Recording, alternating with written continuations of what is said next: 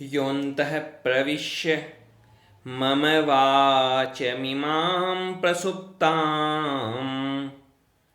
सञ्जीवयत्यखिलशक्तिधरः स्वधाम्ना अन्याश्च हस्तचरण श्रवणत्वगादीन् प्राणान्नमो भगवते पुरुषाय तुभ्यं।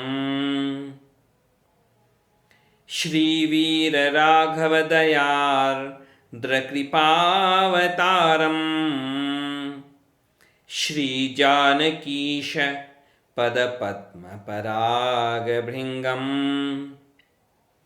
श्रीश्रीधरार्य चरणाम्बुजलग्नमौलिं श्रीदेशिकार्य घनश्यामगुरुं नमामः।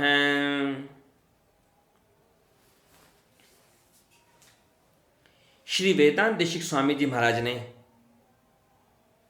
शिष्य के लक्षणों का वर्णन करते हुए छठा लक्षण कहा त्यक्तमानः। न्यास विंशति के 30 श्लोक में शिष्य के 14 लक्षण बताए उन्होंने। सद्बुद्धि साधु सेवी समुचित चरितस् तत्वबोधाभिलाषी शुश्रूषुस् त्यक्तमानः। कि अहंकार का त्याग करना एक अनिवार्य बात है। अहंकार का त्याग किए बिना पात्रता नहीं आ सकती शिष्य में। अहंकार का त्याग किए बिना कोई भक्त पूरा भक्त कभी नहीं बन सकता, बल्कि भक्त बनने की उसकी यात्रा का आरंभ भी नहीं हो सकता। अहंकार का त्याग करने से ही पात्रता का आरंभ होता है। चाहे भक्ति की दृष्टि से देखें तो भक्ति की पात्रता कब आएगी? जब अहंकार से हम बिल्कुल छूट जाएं, जब अहंकार का पूरा त्याग कर देवें। और चाहे शिष्यत्व की बात करें, सच्चा शिष्य कब बन सकता है कोई? जब वह अपने अभिमान का, अपने अहंकार का पूरी तरह से त्याग कर देवे। उसके मन में बिल्कुल भी अहंकार न रहे, क्योंकि जब तक ये अहंकार रहता है, जब तक यह मैं रहता है, तब तक पात्रता का आरंभ हो ही नहीं सकता। कबीरदास जी ने बड़े सुंदर शब्दों में कहा है, मैं बड़ी बलाय है सके तो निकसे भाग, कब लग राखों रह सके रुई लपेटी आग। कबीरदास जी ने कह दिया कि सबसे बड़ी बला क्या है, सबसे बड़ी विपत्ति क्या है? तो समझ लो ये जो मैं है, मैं ऐसा, मैं वैसा, मैं वैसा, ये जो मैं का जो अहंकार है, यह सबसे बड़ी बला है, सबसे बड़ी विपत्ति है, सबसे बड़ी समस्या है। जितना जल्दी हो सके इस बला से छुटकारा पालो, इसको छोड़ के दूर निकल जाओ, इस मैं को छोड़ के चल पड़ो, इस मैं का त्याग कर चलो। जैसे रुई के अंदर आग को लपेट के रखेंगे और सोचें कि इस रुई का कुछ नहीं बिगड़ेगा, तो वह रुई तो जल करके राख होएगी ही। वैसे ही यदि अपने अंदर मैं है, अपने अंदर मैं का अहंकार है, तो फिर इस व्यक्तित्व का, इस व्यक्ति का, इसका विनाश निश्चित है। यह तो जल के राख होगा ही होगा, यह नष्ट होगा ही होगा। देखिए आप, बारिश कहाँ होती है ज़्यादा? ज़्यादा बारिश होती है पहाड़ों पर। बारिश समुद्र में भी होती है, बारिश मैदान में भी होती है, पर सबसे ज़्यादा बारिश कहाँ होती है? सबसे ज़्यादा बारिश होती है पहाड़ों पर। पहाड़ों पर वर्षा होती है तो कई कई दिनों तक, 15-15 दिनों तक, एक एक महीने तक बारिश रुकती नहीं है, ऐसी बारिश होती है। सबसे ज़्यादा बारिश होती है पहाड़ों के ऊपर। लेकिन पहाड़ों के पास देखो कि कितना पानी है तुम्हारे पास, तो पहाड़ों के पास ज़्यादा पानी नहीं मिलता। आप लोगों को यह सुनकर आश्चर्य होगा कि सबसे ज़्यादा बारिश होने वाली जो जगहें हैं वहाँ भी सूखा पड़ता है। सूखा किस बात का? बारिश तो हो रही है लेकिन पानी नहीं है, पानी की समस्या होती है, पीने के लिए पानी नहीं मिलता, नहाने के लिए पानी नहीं मिलता। कहाँ गया पानी? पानी पहाड़ों पर बरसता तो है पर वहां ठहरता नहीं है। पानी पहाड़ों पर बरसता है और नदियों के रूप में, नालों के रूप में बह करके आगे आगे बढ़ता हुआ समुद्र के पास चला जाता है। समुद्र नीचे है, समुद्र नीचे की जगह पर है और पहाड़ ऊपर हैं, पहाड़ ऊपर उठे हुए हैं। पहाड़ तो कितने ऊंचे उठे हुए हैं, लेकिन इतने ज़्यादा ऊंचे उठे हुए पहाड़ जो हैं उनके पास पानी ठहरता नहीं है। वैसे ही जो अपने अहंकार में तने रहते हैं, अहंकार में बड़े बने रहते हैं, उनके पास ज्ञान नहीं ठहरता, उनके पास भक्ति नहीं ठहरती, उनके पास योग्यता नहीं ठहरती। वह योग्यता, वह सामर्थ्य, वह ज्ञान, वह भक्ति, वह पहुंचती है किसके पास? जो नीचे रहे, जो विनम्र रहे, जो छोटा बनकर रहे, जो अभिमान में तनकर खड़ा रहेगा पहाड़ की तरह, तो उसके पास अवसर भले ही ज़्यादा हों, बारिश भले ही ज़्यादा हों, लेकिन वह उसे अपने पास समेट नहीं सकता। संसार में कई बार लोग अपने से कम सामर्थ्य वाले की हंसी उड़ाते हैं, अहंकार करते हैं कि देखो मैं धनवान, मैं बड़े पद वाला, और दूसरा तो देखो ये तो गरीब है, अरे इसके पास तो कुछ नहीं है, इसके पास क्या धरा है। कबीरदास जी कहते हैं कि अरे किस बात का गर्व करते हो, किस बात का अहंकार करते हो। अरे भाई, चाहे कोई गरीब हो चाहे कोई अमीर हो, लेकिन भाई दोनों हैं तो अभी संसार में ही। ये कोई संसार सागर को पार करके कोई भगवान के लोक में थोड़ी पहुंच गए हैं। और जब तक संसार में हैं तब तक कब कौन करोड़पति रोड़पति बन जाए और कब रोड़पति करोड़पति बन जाए कौन जानता है। कबीरा गर्व न कीजिए, रंक न हंसिए कोय, अजहूं नाव समुद्र में, ना जाने क्या होए।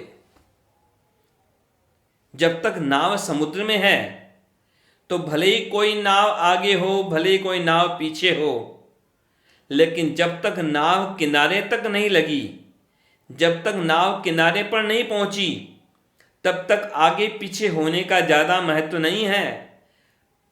जब किनारे पर पहुंच जाए तब कोई बात है। बात वही है। धनवान हुए तो क्या हुए, बड़े पद वाले हुए तो क्या हुए, छोटे पद वाला हुआ तो क्या हुआ, बिना पद वाला हुआ तो क्या हुआ। महत्व तो तब है जब वह भगवान की कृपा के योग्य बन जाए, गुरु के द्वारा भगवान की कृपा के योग्य बन जाए, तब है उसकी सार्थकता। जब वह सच्चा शिष्य बन जाए, सच्चा भक्त बन जाए। देखिए आप, जैसे भगवान श्री कृष्ण और अर्जुन, उन दोनों के चित्र आप लोगों ने देखे होंगे कई।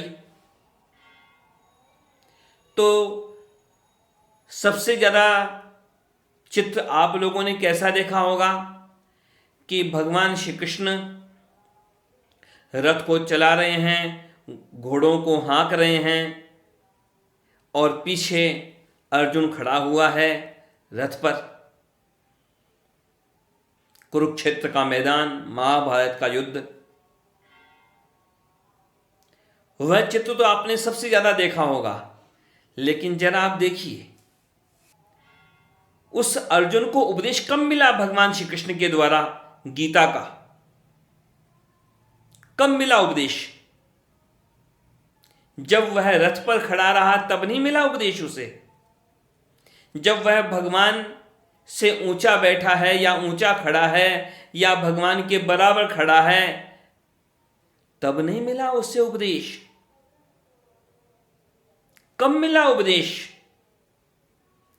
जब अर्जुन रथ छोड़कर के नीचे उतरा और भगवान के श्री चरणों में नतमस्तक हुआ और स्पष्ट कहा, भगवान मैं आपका शिष्य, आप मेरे गुरु, आप जो आदेश करें वैसा मैं कार्य करूंगा। शिष्यस्तेहम शाधि माम त्वाम प्रपन्नम। जब अर्जुन भगवान के श्री चरणों में झुका, नतमस्तक हुआ, तब मिला उसे भगवान श्री कृष्ण के द्वारा श्रीमद् भगवद गीता का उपदेश। कितनी बार भगवान श्री कृष्ण और अर्जुन मिले होंगे पहले, कितनी बार साथ साथ खड़े रहे होंगे, कितनी बार, लेकिन साथ साथ से बात नहीं बनी।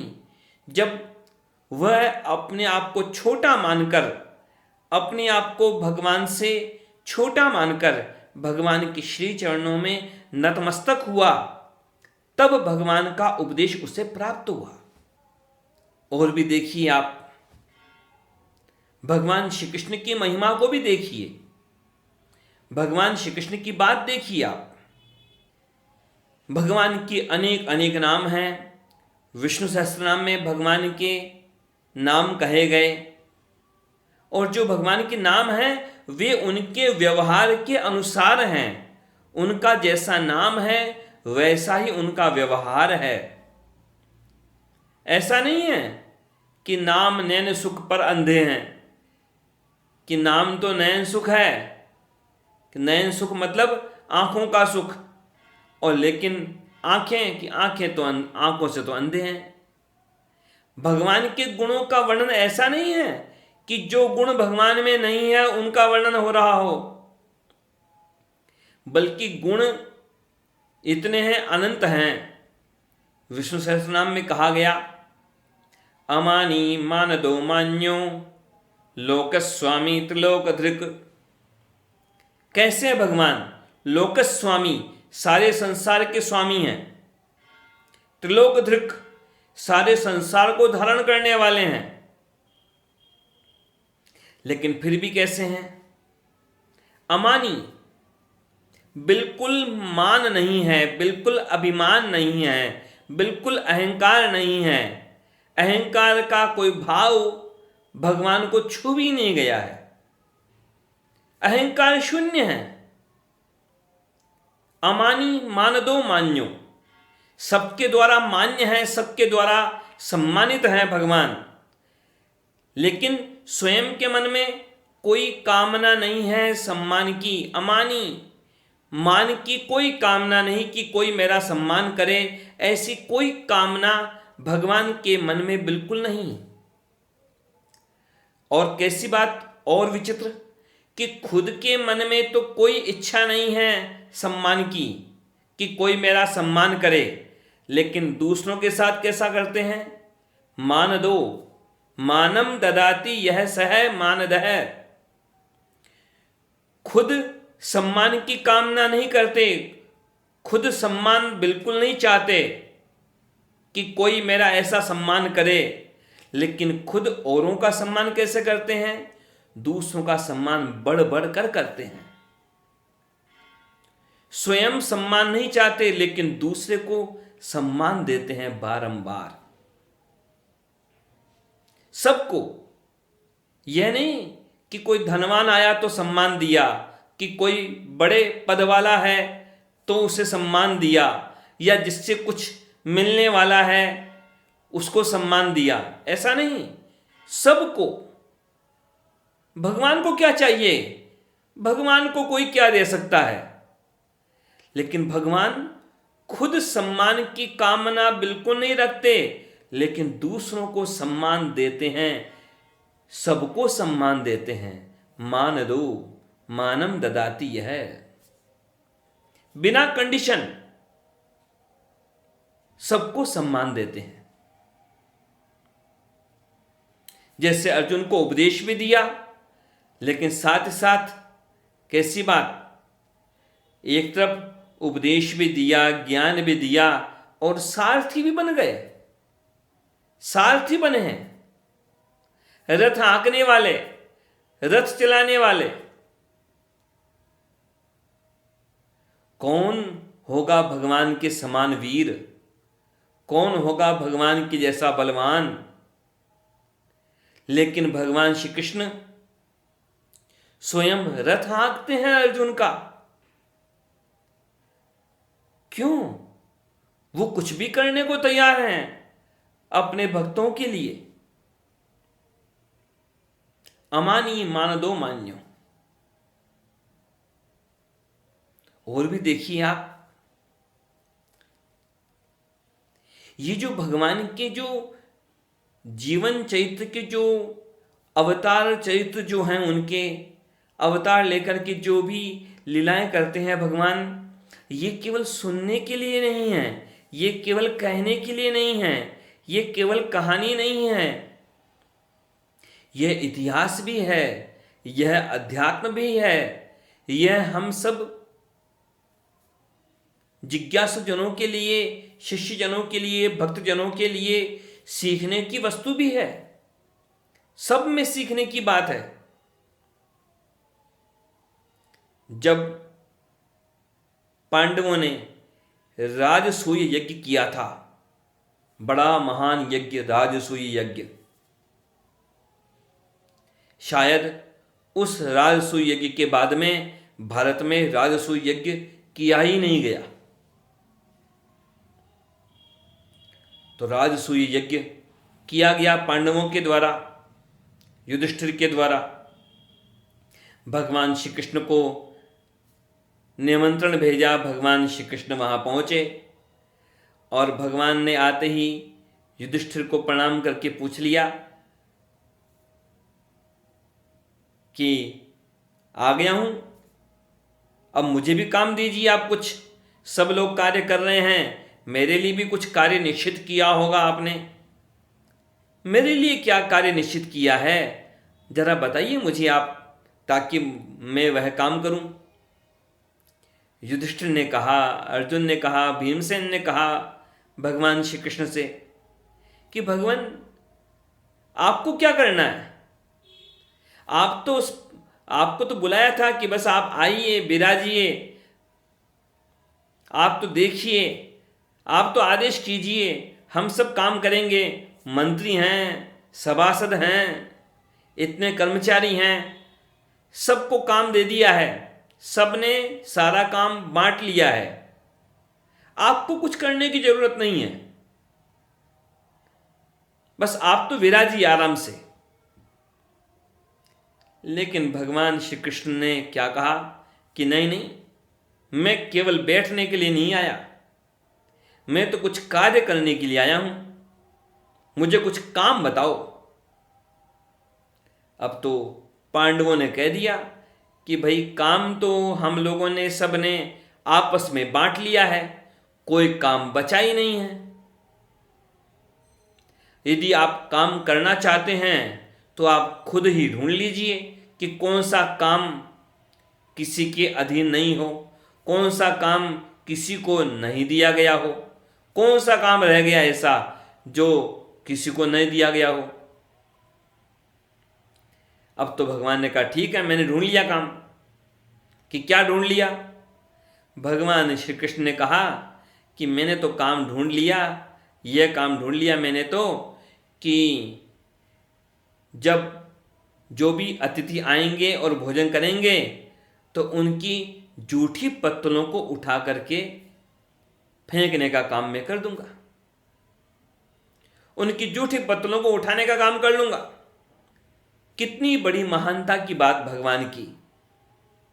भगवान हैं और यहां भी सम्मानित अतिथि भी हैं, लेकिन कितना छोटा काम, जिसे लोग कहते कि अरे ये कोई काम थोड़ी है, इसे दूसरे की जूठी पत्तल को कौन हाथ लगाए। लेकिन भगवान ने यह काम अपने हाथ में लिया जिसे दूसरा कोई करने की इच्छा नहीं रखता। भगवान का बड़ा बड़प्पन है। वास्तविक बड़प्पन यही तो होता है।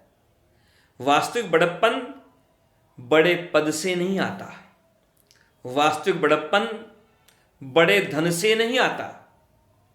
वास्तविक बड़प्पन अपने आप को अहंकार शून्य करने से आता है, अपने मैं को नष्ट करने से आता है।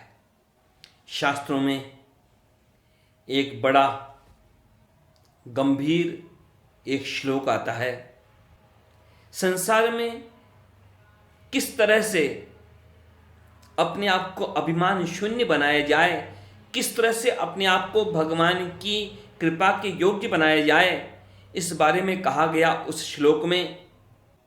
कई बार लोग अपने आप को जो महान समझते हैं कि मुझ में कोई दोष नहीं, कि मुझ में तो गुण ही गुण हैं, तो उनको सचेत करते हुए कहा गया अभिमानम सुरापानम गौरवम घोर रौरवम।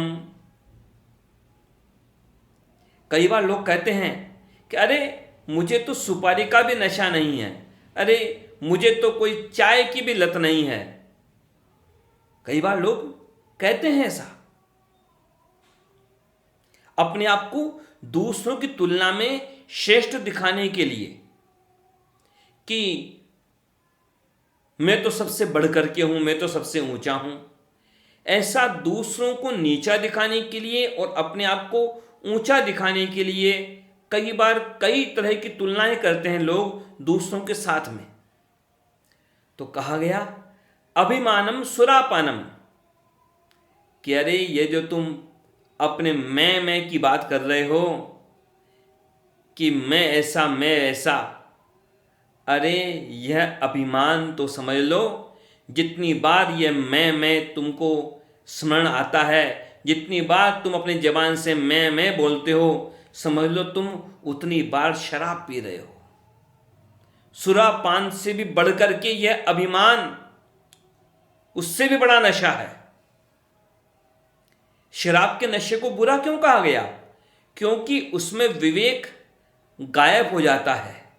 शराब पीने वाले का विवेक नष्ट हो जाता है, उसे पता नहीं रहता कि क्या करना क्या नहीं करना।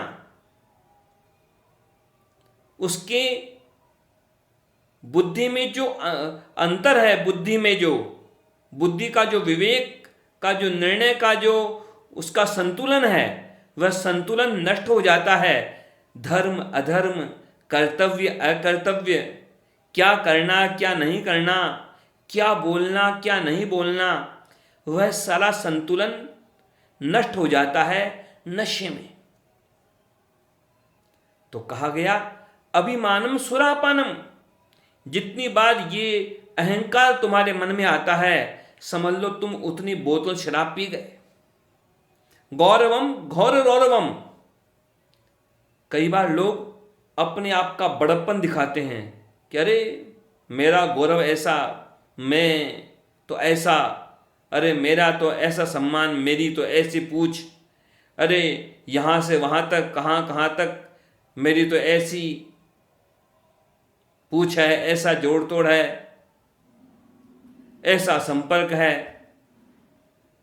तो जो अपने आप का गौरव दिखाते हैं, खुद का गौरव दिखाने का मतलब क्या हुआ? खुद का गौरव दिखाने का मतलब हुआ दूसरे को नीचा दिखाना। खुद को बड़ा दिखाने का मतलब क्या हुआ? दूसरे को छोटा दिखाना। खुद की बड़ी पूछ बताने का क्या मतलब? कि दूसरे की कोई पूछ नहीं है। क्योंकि छोटा बड़ा क्या होता है? सब तो तुलना में ही है। जब व्यक्ति अपना गौरव दिखाता है, अपनी विशेषता दिखाता है, यानी वह दूसरों को उपेक्षित कर रहा है, दूसरों की उपेक्षा कर रहा है, दूसरों को नेग्लेक्ट कर रहा है। तो कहा गया श्लोक में कि यह जो अपने आप को बड़ा दिखाने का जो भाव है, यह समझो कि तुम घोर रौरव नरक में अपनी जगह पक्की कर रहे हो।